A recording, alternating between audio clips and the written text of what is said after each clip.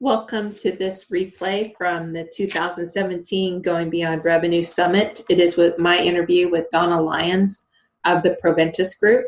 Now, Donna and I did an interview before this summit because she talks on a subject that I think is super important to growth, which is niching.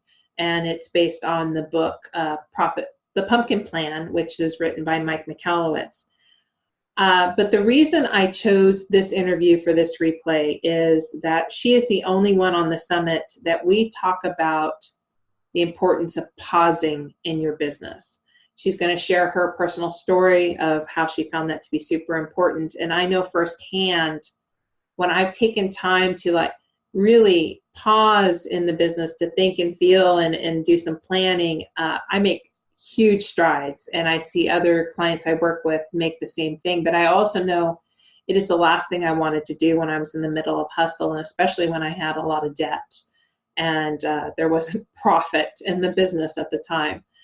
So I love that part of her story. She also talks about how to get unstuck in your business. Perhaps it's more about you getting out and connecting with other entrepreneurs and business owners, just to get out of your bubble. And be inspired each day. I think she shares one of the most inspirational reasons of why she does her business. And it just was a wonderful interview with Donna. I had a great time. So I hope you enjoy this interview, and I will see you next time. Thanks. I have noticed with businesses that there is at least one rock bottom moment. For a lot of our speakers, it was actually the catalyst of them shifting their gears into creating the business they have today, or it helped define what their business was. But I noticed that some businesses hit that rock bottom moment and they can fail. So it's what you do after you hit it that's the most important part. Could you share what your rock bottom moment was and what happened after? Yeah. So I've been giving this a little thought, and So hopefully this story won't get too long. You can tell me if I need to speed it up. But basically, we started Provendus Group in 2013, right when the book, The Pumpkin Plan, was coming out. And the idea was we were going to create a coaching program around the concepts and the methods in the book to help as many business owners as possible grow a thriving, healthy business. And the idea was that after we got the program in place, we were going to train other business strategists, business consultants, business coaches on how to use it. They were going to license our program and get trained and certified and go out and use this with their clients. And so we did that, and it all went very well for a little while. And then after we had brought in our first group of strategists, after that first year, at the end of the year, I realized that except for two of the strategists, who, by the way, are still with us today, and they were the very first two that signed up with us, except for those two, none of the people who had joined us were really the right fit for what we were doing. And I kind of went into a little bit of a business depression. I was like, I don't know what I want to do. I don't know. So here I am talking to you about niching, right? Mm-hmm. I'm talking about you have to figure out who are your very best clients. And I can do this all day long for other people's businesses, but I was struggling to do it for mine. And I was trying to figure out who are our best clients, meaning who are our best strategists, and how do I find them, and what do I have that's unique to offer them? And I was really struggling with this and not sure if I wanted to move forward or not. And so what I did, Connie, was I took a pause and I said, I need to take some time to figure this out. So I didn't stop my business. The business kept going. We did bring on a couple of other strategists. I decided it was time, because we had been working with the program for a while, it was time to upgrade it and go to version 2.0 of the Pumpkin Plan Action Guide. So I took a lot of time putting the whole program online and creating a whole training program for the strategists. But what I wasn't doing during that time was growing the business. I was not bringing on any other strategists, and I still wasn't sure how I was going to do that and what I wanted to do. And I was bringing in income. We did have some strategists that were working with us, plus I was working with clients myself. And I was kind of at this crossroads, probably for longer than I wanted to be. And I thought, I was so excited in the beginning when we first started the business. How did I get here to this place where I didn't know what we were going to do with the business or how to go forward. And then I spoke at a conference. It was actually the Profit First conference a couple of years ago, and I did 2 breakout sessions. Okay. And something changed, and people who were attendees were talking to me, and they were reaching out to me and saying, I'm really interested in what you have. And from that, 2 more strategists joined our training program, and they were both bookkeepers. And a little light bulb went off, and I thought, maybe I was looking in the wrong place for our strategists. I was thinking that the best strategists for us were people who were already business coaches, who just wanted some tools to add to their toolbox. But here was a whole other concept, that I could use my coaching skills, because I am a certified coach. I could bring my coaching skills to the table and teach these people not only how to use our program, but how to be a consultant or a coach. Like, I can teach these professionals who also already have a lot of business experience and knowledge how to apply that. And so that started the spark again. And then a couple months later, I attended a retreat, and something clicked. By the end of the retreat, and this was not my intention when I went to the retreat, I was not going to solicit business, but by the last night of the retreat, I had a group around me saying, I want to hear more about how to become a certified pumpkin plan strategist. And most of those people, again, were bookkeepers and accountants. So I was like, okay, the universe is telling me something. I had to be open to hearing it. I had to go out. I had to put myself out there, hiding at home behind my computer, doing my work, in my home office, not getting out, not meeting people, not opening myself up to new ideas, was not moving me forward. But once I got out there and started talking and putting myself out there, suddenly things started coming to me. And I said, well, if I've got this group interested, there may be more people interested. So I did a webinar and talked about what we had to offer. And almost overnight, we tripled the size of our group of strategists. And wow.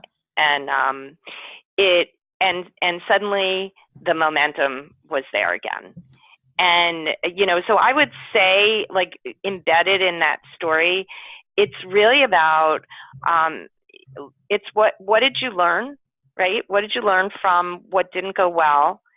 And telling yourself a story that, I'm going to find what went right and amplify that. That's a piece of it. But the other piece of it is you have to get out and interact with the world, and interact with your potential clients, and interact with other business owners, and open yourself up to receiving what, the information and the inspiration that's out there, and that creates the path. So I hope that it's not too out there. No, that's really great. what happened for me. That's great. Can I just like to ask a follow-up question on that, because as I'm going out now, because my business has shifted and this new model is there, I found it was super easy to fall back into, because I've been doing this, my business since 2001. So I've been doing this for a while. So it's super easy to fall back into the old pattern that I know that's not working. What type of tools did you use to keep yourself going forward with these new ideas, to be open? Or did you find that It's a great question. And I am, ultimately I'm a people person. Mm-hmm. And I think the power of putting intentions out into the universe is huge. Okay. So if you have a group of people, whether it's online, like maybe in a Facebook group or some other group or an accountability group that you talk to every week, if you have some other business people who you can say, I intend to do this to, I intend to not do this and I intend to do that. It is a huge, first of all, it triggers something in your brain. I've said it. I've written it down. That's the other thing. Write down your intentions and your goals. When I do that, I find it becomes reality, because you don't want to go back to those people and say, yeah, I know I said I intended to do this, but I really did that. You want it. It feels good when you can go back and say, hey, guess what? I did this and it went really well, or even I did this and it didn't go as well as I thought, and then they're going to support you. But having that support of other people is huge. Awesome. Thanks for that. Yeah, basically get out of your own bubble. Get out of your bubble and interact and put the information out there and go and try new things. But I love the first word I wrote down was pause. That you need to pause sometime when it starts getting a little. I was noticing this the other day is something was not onboarding correctly. Whatever road we took, it was just a little bit harder, and it wasn't moving. I was like, okay, pause button. This isn't the right track at this time. It doesn't mean we're not going to come back and do it again. But right now, this isn't the right time. So awesome. Thank you for sharing that. Yeah. And the other thing that I just want to share real quickly was something that really impacted me was I met someone who is also in the coaching business advisory industry, who told me this story that when she started taking at least a half hour a day to get out of her office and just sit and think and do nothing, it changed her whole business trajectory. So it's this idea of pause and think and feel, and not just do all the time, that I think a lot of us very busy business owners don't realize the huge benefit of taking that time to pause, whether it's a half hour a day or whether it's a couple of weeks while you figure something out. It's the constant being in motion that sometimes stops our creativity and our ability to see the big picture. Oh, those are all great. Thank you. Awesome. Well, I think then since you already brought it up, we're going to go forward at a question into profit and tracking. Since you do write your goals down, I'm wondering, what do you do now for tracking that? Do you write all your goals out? Do you write that out at a company level, or is that more of an internal level, or how are you tracking profits these days? Okay, so that's an interesting question.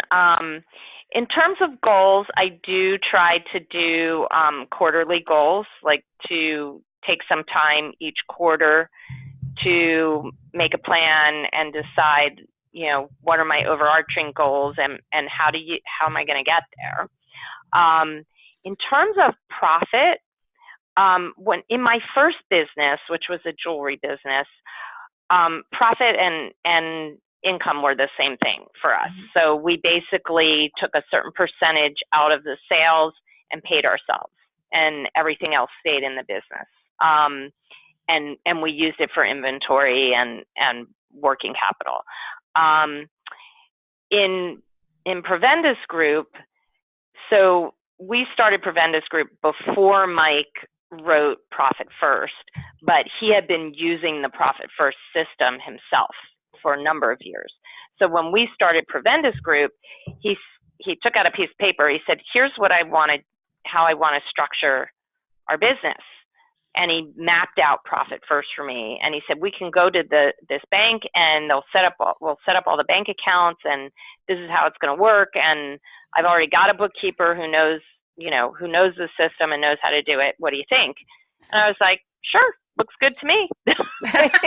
Like, I'm willing to try that. But now it's become really ingrained in me that, of course, I put, 5% aside for profit and this percent aside for owner's pay. And the hard part about Profit First is, if the money is not in the operating account, then I have to make some hard decisions about, there may be something that I really want to invest in, but I have to wait until that money is there, because I'm trying to be really disciplined about keeping my percentages and making sure a percentage goes into profit every 2 weeks when we do the books.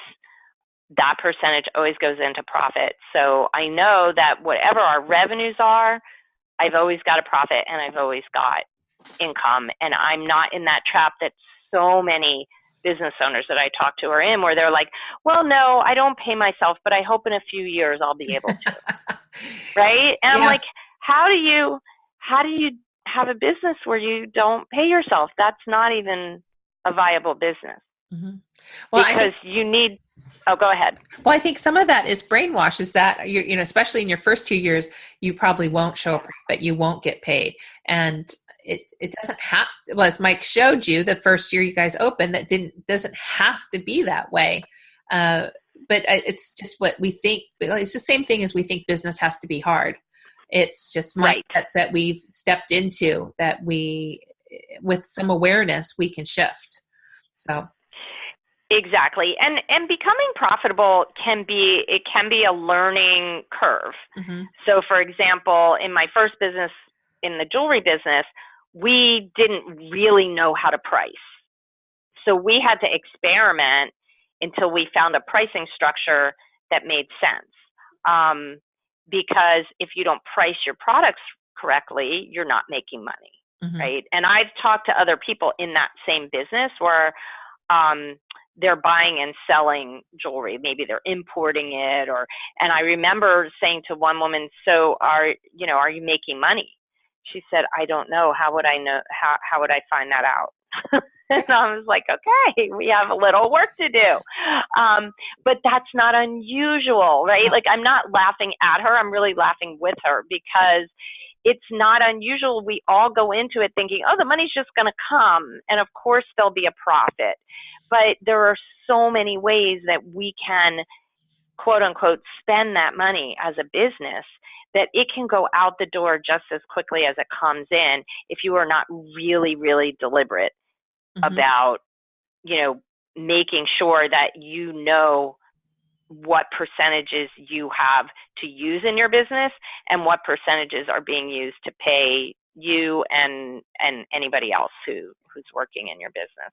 Yeah, I think back to all the small businesses I helped in, the ones that struggled the most. Well, and I count myself in that group, because the growth phase of the business was purely, there was no intention. I hustled for the money came in, and it was already spent before it came in. And for 30 years, I've seen businesses operate under that umbrella. And Profit First was the first time it was like, an intentional, taking the money out first, intentionally handling it. And like I said, though, there's some hiccups that will come up, and mostly with how you approach money, your relationship with money, and your spending habits. But they can all be worked through. It's whether or not you're willing to be aware of your own roadblocks, for lack of a better word. Oh, absolutely. But I'll tell you, one of the best things about the Profit First system is that it puts money aside to pay the business owner's taxes. Yeah.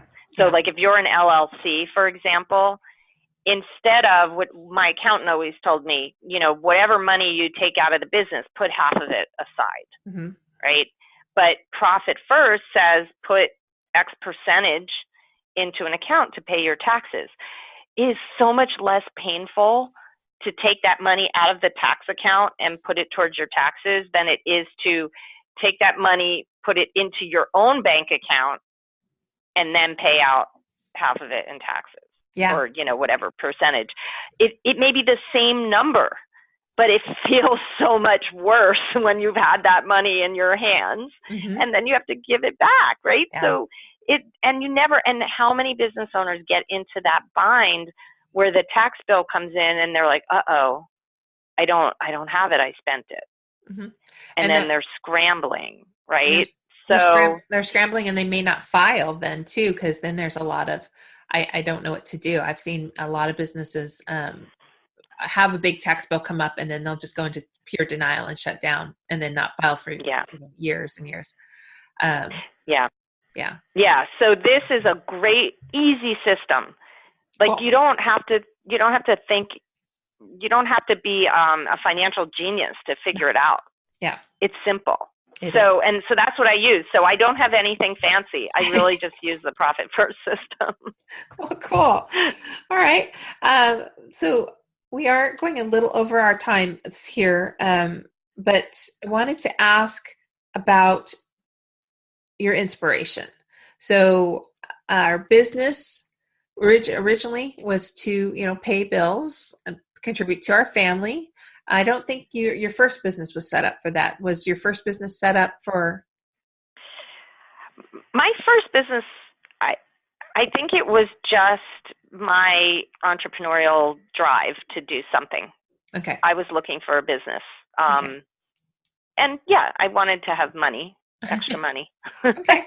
All right. So, but now what's your coaching business contribute to your life? Well, there are a couple of things. Financially, it is nice to have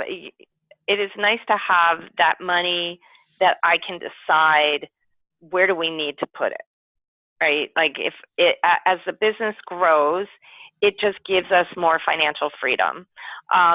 For me personally, I've got 2 kids in college right now, and one of my goals was to pay one of their tuitions out of my income. And I did manage to do that this year, which was very exciting for me. But on top of that, I think the other piece of it is that I'm able to earn money and contribute to the needs of my family and contribute to the life that we want to live. And part of that is the lifestyle, which is I get to work from home. My work is mostly virtual. Yes, I travel sometimes and I speak, and I might travel to go see a client, but on a daily basis, I get to make my schedule and decide where and when I'm going to work, and that's huge.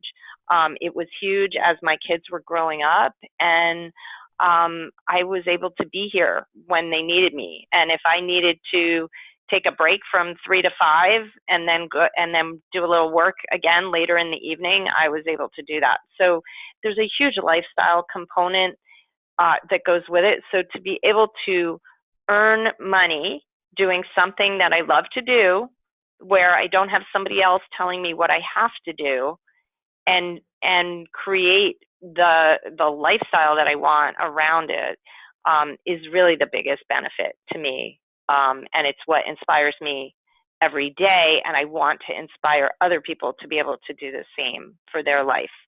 My life is not necessarily your dream life, but you have your own dream life. And that's what I want to inspire people to be able to do and create.